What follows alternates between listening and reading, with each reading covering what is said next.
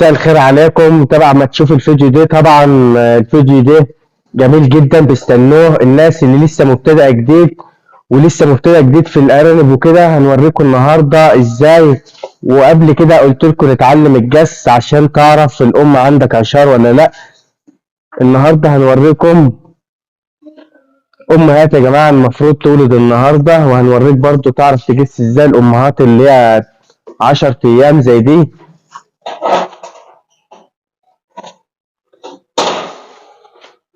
بصوا يا جماعة، أنا علمتكم قبل كده بطريقة الجس، بتبقى من هنا بس كل إيدك تبقى تحت، وتجس الأم بالراحة زي ما انتوا شايفين الشكل ده، وبتبتدي من هنا. مسكة إيدك بتبتدي من هنا عشان تتعلم الطريقة مظبوطة. مسكة إيدك طبعا بيبقى في فرق ما بين العشار وما بين الزبل بتاعها.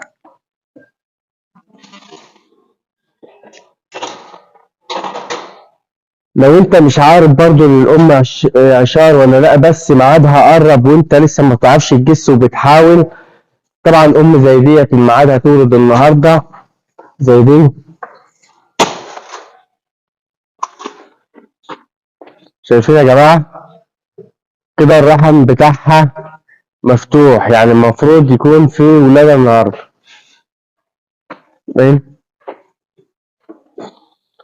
طبعا عشان بذلت مجهود اللي هي عملت قش وكده، فالرحم بتاعها بيفتح مع الحركه بتاعتها المستمره. طبعا معانا برضو امها في نفس اليوم، بس في فرق.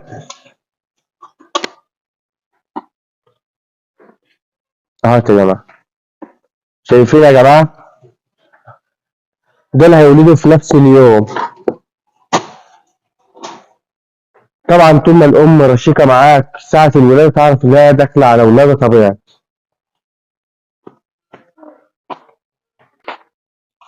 معلومه يا جماعه برضو عايز اعرفها بالذات للناس المبتدئين اللي لسه مربيين بقالهم فتره او لسه مبتدئين في المشروع جديد. ما ينفعش الام تكون عشار تقيل ويفضل يمسك فيها ويطلعها كل شويه، برضو دي معلومه غلط.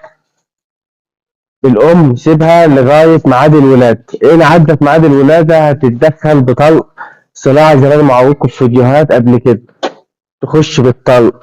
واحنا هنشوف برضه عشان في تغيير في الشهور ديت، عشان تغيير المناخ بيبقى في مشكله برضه بتقابلك فيما بعد.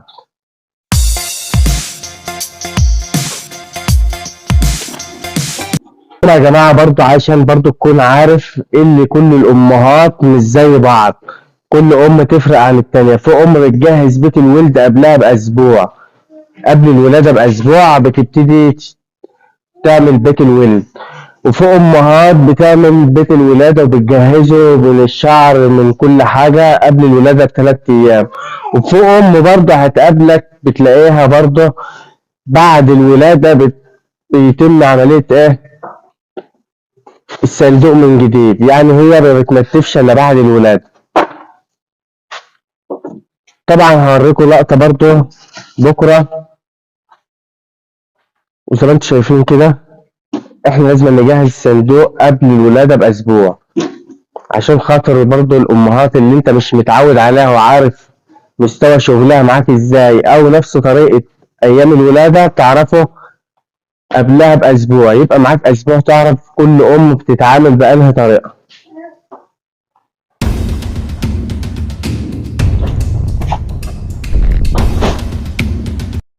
اهم حاجه يا جماعه زي ما قلت لكم الفيديو اهوت عشان برضو يكون خفيف عليكم، تتعلم اول حاجه الجس زي ما عودتك، وهعلمك تاني تتعلم طريقه الجس زي ما قلنا من هنا اهوت يا جماعه. دي طريقه الجس عادي، وبتعرف تفرق ما بين العشار وما بين الزبل، وكل الطريقة زي ما قلت لكم هنا. ما تنسوناش يا جماعة في اللايك والشير، لأن الشير بتاعكم بيجيب لنا خير إن شاء الله.